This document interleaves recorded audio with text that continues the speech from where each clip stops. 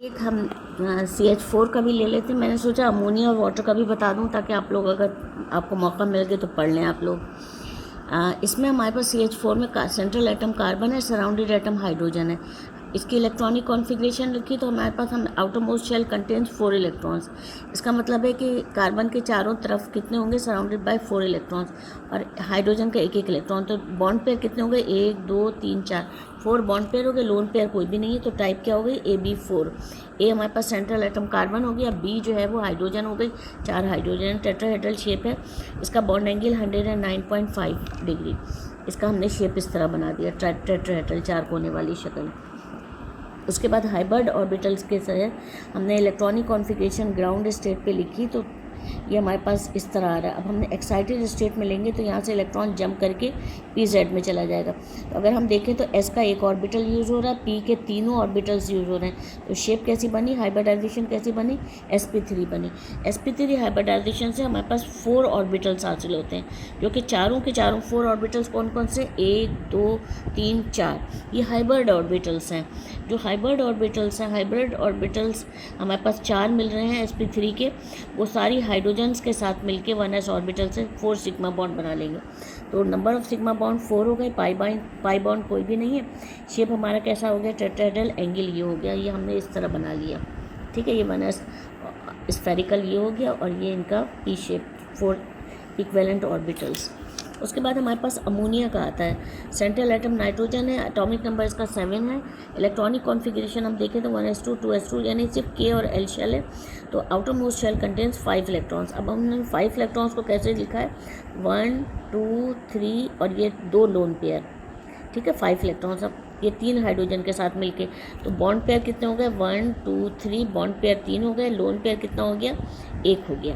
तो हमारे पास टाइप क्या बन गई, AB3, यानी A सेंट्रल एटम हो गया नाइट्रोजन, B हाइड्रोजन हो गए, 3 हाइड्रोजन है, और हमारे पास लोन पेयर कितना है, 1 हो गया, ये है लोन पेयर। तो एंगल कितना होगा, 107.5। ट्राइगोनल बाई पिरामिड, इसकी शेप बनेगी ट्राइगोनल बाई पिरामिड, इस तरह ट्राइगोनल बाई पिरामिड।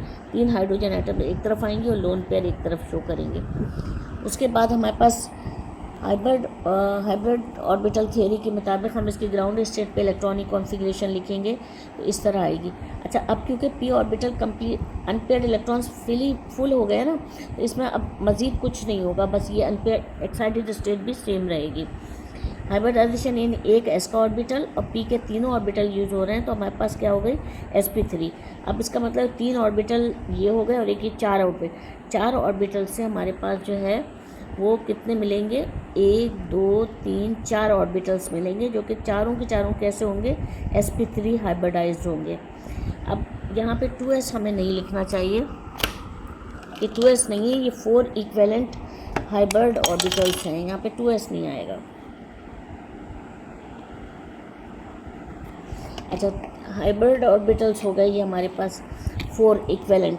अब उनमें 3 में तो हाइड्रोजन के साथ 1s ऑर्बिटल के साथ ये 3 सिग्मा बॉन्ड बना लेंगे, तो नंबर ऑफ सिग्मा बॉन्ड 3 हो गए, 1 2 3, और पाई बॉन्ड कितना हो गया, कोई भी नहीं है, तो बॉन्ड एंगल हमारे पास 100। अब इसकी शेप होगी ट्राइगोनल पिरामिडल या ट्राइगोनल पिरामिड।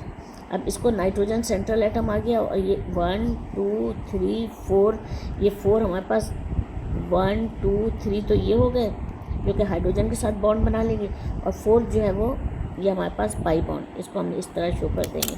ठीक है, ये शेप हो गया। अब उसके बाद हमारे पास आता है वाटर का मॉलिक्यूल।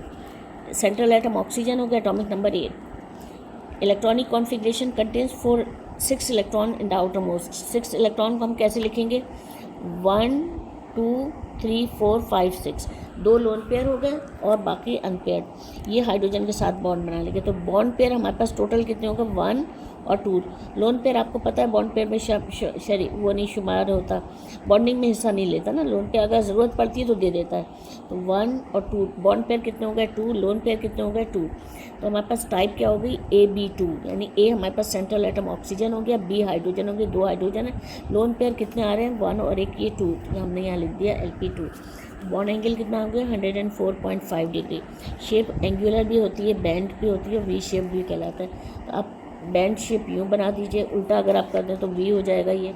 और ये जो 2 लोन पेयर हैं इनको हम यहाँ पे शो कर देंगे, ठीक है। उसके बाद हमारे पास है इसी का वाटर का ये हाइब्रिड ऑर्बिटल से ग्राउंड स्टेट पे हमने इलेक्ट्रॉनिक कॉन्फ़िगरेशन लिखी, ये हो गई, ठीक है।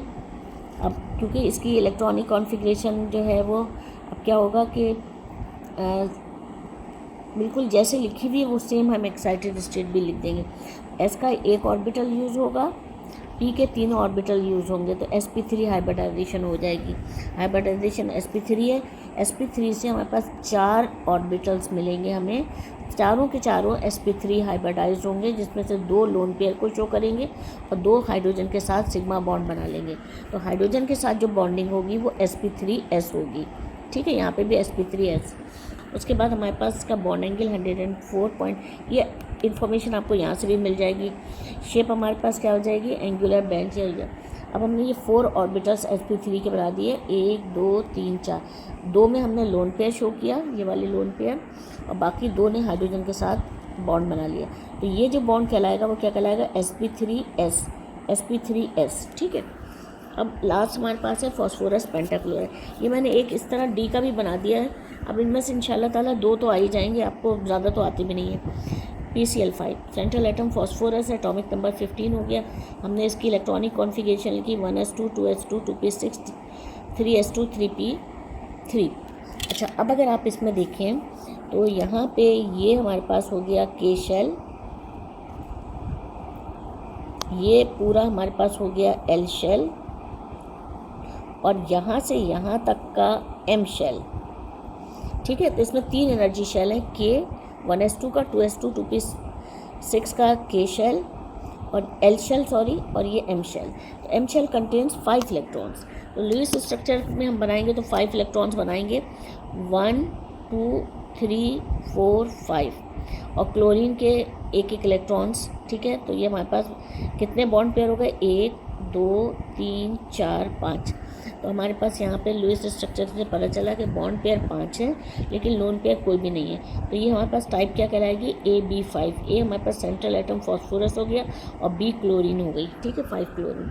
शेप हमारे पास बनेगी trigonal by pyramid, bi pyramidal भी कहते हैं, बाई पिरामिड भी कहते हैं। तो अब ये ट्राइगोनल पहले बना लीजिएगा, उसके बाद ये तीनों 2 एंगल 2 क्लोरीन जो है बिल्कुल स्ट्रेट आएंगे, उनकी बॉन्ड एंगल कितना होगा 180, और बाकी क्लोरीन और फास्फोरस के दरमियान बॉन्ड एंगल 120 का, ठीक है। जो स्ट्रेट आ रहे होंगे वो 180। हाइब्रिडाइजेशन के थ्रू अगर हम करते हैं तो इलेक्ट्रॉनिक कॉन्फ़िगरेशन इसकी ग्राउंड स्टेट पे ये K शेल और L शेल की तो हम ले ही नहीं रहे, अब हम यहाँ से ही लेंगे 3s2। अब देखें M शेल जो है उसमें S ऑर्बिटल भी है, P ऑर्बिटल भी है और D ऑर्बिटल भी है। D ऑर्बिटल का 3dxy, ये D ऑर्बिटल की शेप है 3dxy। इसमें कोई इलेक्ट्रॉन नहीं है, ग्राउंड स्टेट से पता चल रहा है, क्योंकि इसमें कितने इलेक्ट्रॉन्स हैं, 2 3 4 5 इलेक्ट्रॉन्स हैं।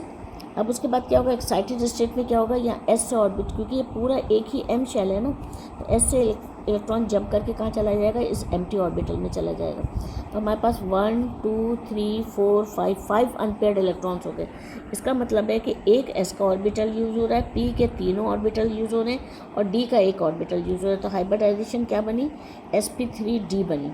अब ये सारे अनपेयर्ड इलेक्ट्रॉन्स जो हैं वो हमारे पास किसके साथ, क्लोरीन के साथ मिलके, क्लोरीन के pz ऑर्बिटल के साथ मिलके और 5 सिग्मा बॉन्ड बना लेंगे। तो सिग्मा बॉन्ड कितने हो गए, 5 हो गए। पाई बॉन्ड कितने हो गए, कोई भी नहीं है। तो टाइप तो वही है, टाइप इसमें लिखते नहीं हैं हम। शेप ट्राइगोनल बाई पिरामिड होगी, ट्राइगोनल आपने यूँ बना लिया और ये दोनों एक स्ट्रेट लाइन्स के साथ बनेंगे। इनका एंगल जो है वो 180 होगा और इनके दरमियान जो एंगल होगा, इन दो के दरमियान का जो एंगल होगा, अगर आप इनको मिला भी दें, इनके दरमियान का एंगल जो होगा वो कितना होगा 120 और इनके दरमियान का एंगल जो है वो 180, ठीक है। ये शेप हो गया। तो ये मैंने इतना कर दिया। अब आप इंशाल्लाह ताला आप लोग